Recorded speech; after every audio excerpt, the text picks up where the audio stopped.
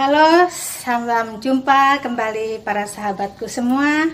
Suatu kebahagiaan dan sukacita boleh kembali menyapa para sahabat dalam keadaan sehat.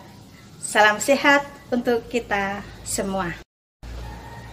Para sahabat dimanapun Anda berada, bagi para sahabat yang baru bergabung di channel saya ini, silakan Anda tekan tombol subscribe dan juga bunyikan loncengnya supaya Anda selalu mendapatkan pemberitahuan ketika saya mengunggah video-video yang baru. Dan mohon bantuan bagi semuanya untuk memberikan komen, like, dan juga share ke para sahabat yang lain sehingga kita boleh bersama-sama berbagi sukacita, berbagi kegembiraan. Para sahabatku semuanya, di video saya kali ini saya mengajak para sahabat semua untuk mengolah rasa atau perasaan iri hati yang pernah muncul, yang pernah kita alami. Entah itu ketika kita masih kecil, kanak-kanak, atau juga remaja, bahkan sudah dewasa. Para sahabat yang terkasih, di video kali ini saya akan membahas tentang bahayanya perasaan iri hati. Mengapa perasaan iri hati itu berbahaya, para sahabatku semua? Karena dari perasaan iri hati itu kemudian akan menimbulkan satu perbuatan, tindakan, kejahatan. Para sahabatku yang terkasih, Rasul Yakobus dalam suratnya mengatakan, jika kamu menaruh perasaan iri hati dan kamu mementingkan diri sendiri, janganlah kamu memegahkan diri dan janganlah berdusta melawan kebenaran. Sebab di mana ada iri hati dan mementingkan diri sendiri, di situ ada kekacauan dan segala macam perbuatan jahat. Para sahabatku yang terkasih, untuk kita menyadari, mengetahui apakah kita secara pribadi pernah mempunyai perasaan iri hati terhadap saudara kita, mulai saudara terdekat, saudara yang paling tidak dalam ada ikatan darah atau kekeluargaan. Nah, para sahabatku semua, kalau kita bukan anak tunggal, misal anak tengah, punya kakak, kemudian mempunyai adik, ketika kita mempunyai satu kebutuhan, ada kalanya orang tua kita itu melihat dari sisi mana yang mesti dipenuhi terlebih dahulu, sehingga permintaan setiap anak tidak pada saat yang sama itu bisa dipenuhi atau permintaannya dikabulkan. Pengalaman ini, kalau kita tidak hati-hati, ada rasa iri hati, lalu kemudian prasangka bahwa bapak ibu kita atau bapak mama kita itu lebih sayang pada kakak atau adik, sehingga itu menimbulkan kecurigaan pada orang lain yang tidak ada hubungan saudara dengan kita, karena pengalaman dengan saudara terdekat kita belum selesai. Kemudian untuk anak tunggal belum tentu juga kita aman-aman. Artinya ada kalanya mungkin terlontar dari orang tua kita atau opa oma yang kok kamu tidak seperti saudara sepupumu atau kamu tidak seperti temanmu, baik itu dari sisi mungkin sifat mungkin lebih cerewet, kurang penurut, atau dari sisi nilai akademik.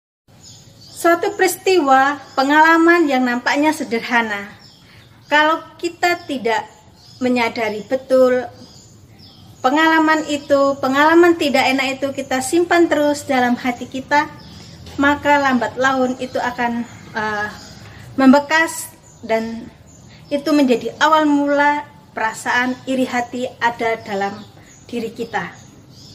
Nah, para sahabatku semua, kalau ada rasa perasaan iri hati terhadap kakak, adik, saudara, entah saudara sepupu atau teman, mari kita selesaikan terlebih dahulu, terutama dalam relasi bersama saudara-saudara kita. Karena apa? Kalau iri hati dengan saudara kita sendiri itu tidak selesai, bagaimana kemudian nanti kita berinteraksi dengan orang lain? Bagaimana kemudian kalau kita berjumpa dengan orang lain yang memang Tuhan mengaruniakan itu talenta yang berbeda dengan kita? Seperti Yesus juga mengatakan, ada orang yang diberi 5 talenta, ada yang 3 talenta, ada yang 1 talenta. Sehingga masing-masing orang berkembang sesuai dengan talenta itu. Tentu bagi yang sungguh mengembangkan. Nah, saudara-saudaraku, para sahabat semua, terkait dengan perasaan iri hati tadi, kita juga bisa belajar dari kisah Yusuf dan saudara-saudaranya. Itu yang ada di dalam kitab Kejadian. Saudara-saudara Yusuf itu merasa iri hati karena perhatian Yakub kepada Yusuf yang dirasa berbeda terhadap saudara-saudaranya. Memang ada satu perlakuan yang berbeda, dan kemudian ini menimbulkan rasa tidak suka, rasa iri hati yang besar bagi saudara-saudaranya. Karena saudara-saudaranya ini terus memelihara perasaan iri hati itu, mereka tidak bisa menerima Yusuf sebagai adik mereka. Kendati memang mereka berbeda ibu. Nah, dari rasa iri hati itu, kemudian saudara-saudara Yusuf merencanakan suatu. Nah, saudara-saudaraku, para sahabat semua, terkait dengan perasaan iri hati tadi, kita juga bisa belajar dari kisah Yusuf dan saudara-saudaranya. Itu yang ada di dalam kitab Kejadian. Saudara-saudara Yusuf itu merasa iri hati karena perhatian Yakub kepada Yusuf yang dirasa berbeda terhadap saudara-saudaranya. Memang ada satu perlakuan yang berbeda, dan kemudian ini menimbulkan rasa tidak suka, rasa iri hati yang besar bagi saudara-saudaranya. Karena saudara-saudaranya ini terus memelihara perasaan iri hati itu, mereka tidak bisa menerima Yusuf sebagai adik mereka. Kendati memang mereka berbeda ibu.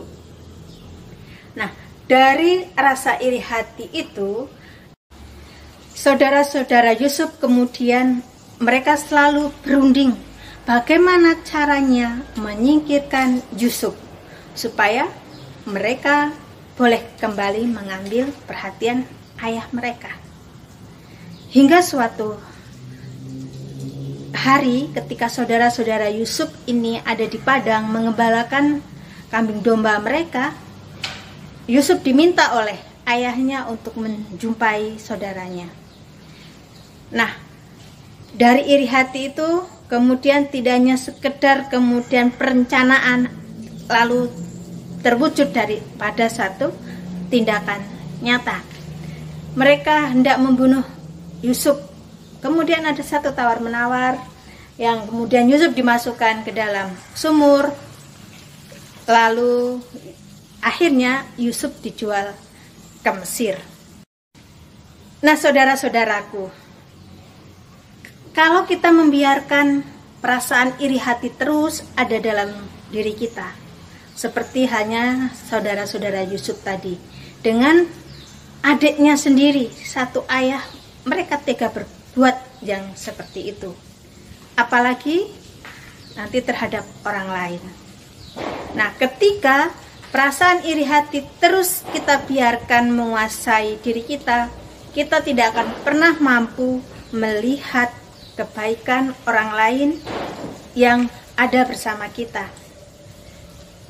Lalu seluruh energi kita habiskan hanya untuk mengamat-amati apa yang dilakukan oleh sesama kita itu. Mengamat-amati dengan tujuan untuk mencari celah di mana kesalahan orang itu sehingga kita bisa menjatuhkan dia. Sehingga saudara-saudaraku yang terkasih, karena perasaan iri hati, seseorang tidak bisa melakukan sesuatu yang produktif. Kreativitas, talenta yang Tuhan berikan itu kemudian hanya mandek, berhenti. Karena apa? Karena energi yang dimilikinya hanya digunakan untuk bagaimana bisa menjatuhkan orang itu, bagaimana bisa menyingkirkan orang itu. Para sahabat dan saudara-saudaraku semua, karena perasaan iri hati ini juga kita bisa membunuh seseorang. Pertama, membunuh secara psikis, membunuh karakternya, membunuh kreativitas sesama kita. Misal, ketika kita melihat teman kita mempunyai bakat, misal dia punya bakat bernyanyi atau bermain musik, kemudian sahabat kita ini ingin mengembangkannya, mungkin kita berusaha untuk menghalang-halanginya. Bahkan ketika dia bernyanyi, ya, kita juga bisa berusaha untuk menimbulkan kegaduhan atau suara-suara yang membuat bising sehingga konsentrasi sahabat itu terganggu. Kemudian para sahabatku semua, tidak hanya pada pembunuhan karakter, kemampuan, psikis, tetapi juga bisa membunuh fisik. Artinya merencanakan satu kejahatan, bahkan juga tindakan kejahatan sampai pembunuhan. Entah itu membunuh secara langsung dilakukan oleh dirinya sendiri atau membunuh dengan perantaraan orang lain. Para sahabatku, mari kita sebagai orang yang beriman, kita berani untuk mengenali diri kita, mengenali perasaan kita, mengenali peristiwa yang kita alami, dan juga berani menerima apa yang ada dalam diri kita.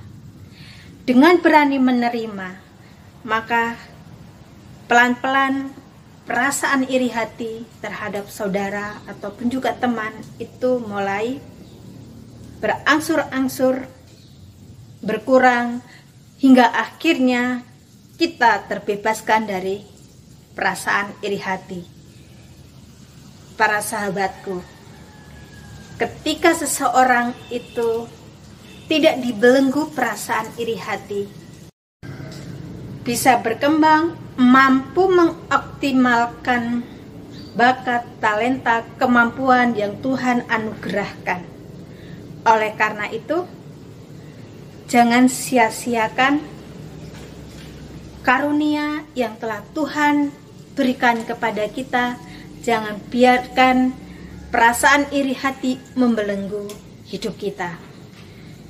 Karena seperti halnya peristiwa, ya, Yesus dijatuhi hukuman mati juga karena perasaan iri hati yang begitu besar dari para tua-tua Yahudi, imam kepala, ahli Taurat, sehingga mereka juga sibuk mengamat-amati ketika Yesus melakukan perbuatan baik, entah itu mengajar, menyembuhkan, membangkitkan orang mati, kemudian mentahirkan orang kusta, dan banyak mukjizat telah dilakukannya.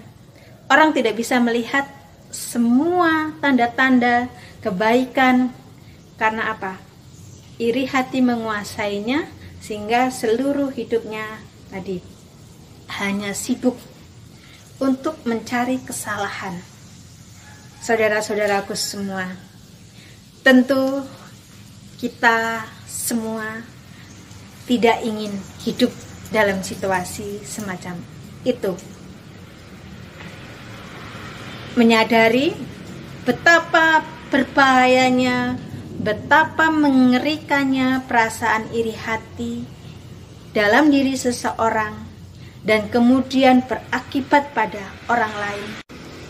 Mari kita bersama-sama untuk berdamai dengan diri kita, berdamai dengan saudara-saudara kita, sehingga kita bisa berdamai dengan semua orang. Disitulah satu harmoni kehidupan, disitulah suatu kehidupan yang penuh sukacita, suasana yang saling mendukung, saling berbagi, saling meneguhkan. Demikian saudara-saudaraku, para sahabat semuanya, semoga ini bermanfaat bagi kita semua. Tuhan memberkati.